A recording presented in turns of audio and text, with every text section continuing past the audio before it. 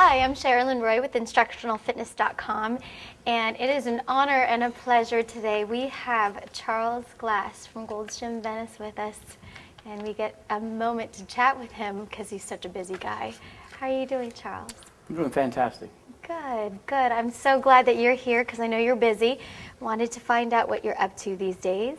Pretty much the same thing while we're done. I'm in the gym early morning, train my people, and get out of here. Okay. You are known as the godfather of bodybuilding, and I get accolades whenever I mention you to anybody that's involved in this industry. So tell me about that. I mean, one of the reasons I do it is because I really love what I do. Mm-hmm. I've been in this sport now for probably about 30 years, and it's just like I was in it yesterday. Mm-hmm. And I mean, the people I get are highly motivated. They come to train. Mm-hmm. I don't select people to train with me if they're not motivated, because then it becomes a task, a job. And to me, I want to make it fun. I love going into the gym, training these people because they make it fun for me. And I get a lot of energy coming back that I put out, so I enjoy it. Oh, nice, nice. Now the Olympia is coming up, and I'm sure you have several pros in the Olympia. How do you feel that your athletes are going to do this year? Well, they all prepared well. Mm-hmm. And I mean, we just go there, and whatever they give us, we'll take, and we'll come back better the next time. Who's under the Charles Glass label? I mean, I have a 202 this year, and Stan McQuay. You know, it's a really good challenge for me because he had retired for a while, and then he decided to come back out once they came up with the 202 weight class. And I mean, we need more time to get him totally right, but we did a good job for what we had, the time that we had, rather. Yeah, he just won. Didn't he just take the Jacksonville. Jacksonville. We won the Jacksonville. We made a mistake at the Europa, and so we are trying to correct that now. Okay.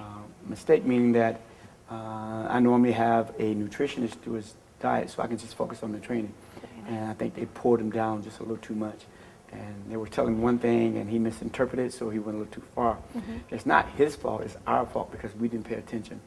You never blame your client, you blame yourself, because we're all as a team. We work as a team. So if one fail, we all fail. Right. So there's no such thing as the individual. We don't point fingers. That is a great point of view. I mean, it's always good to have a nice team behind you, always looking at different aspects of your training and where you should go from there and how you can improve. Well, as you know, you deal with Mike Davis for nutrition. We came with Mike Davis because of all the women that he trains. So we know he can do a good job, and so this way I can focus on you. If something's going wrong, at least I can see it right away, and we can call them up and make some corrections. Right. It's always easier that way for all of us. We know that you obviously do a lot of pro bodybuilders and people at that caliber, but you also do the average person, correct? That's the fun part. It's trial and error with them, and that way you can try things on them. If it doesn't work, then you can try something a little different until you can perfect it. Then you take it to your pros. Then it's easier that way than to just try with the pro who normally is going to get things right away, or he won't feel it and then he fights you a little bit. But this way, if we work harder on trying it on someone who doesn't know exactly what they're doing, but then we try to teach them, it becomes perfected, then we can take it to someone else.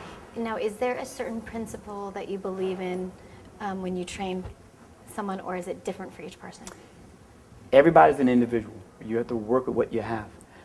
What's right for you is not always right for the next person. So you have to take the person as they are and try to work on their weaknesses. And once we get those weaknesses corrected, then we start working and perfecting everything else. What would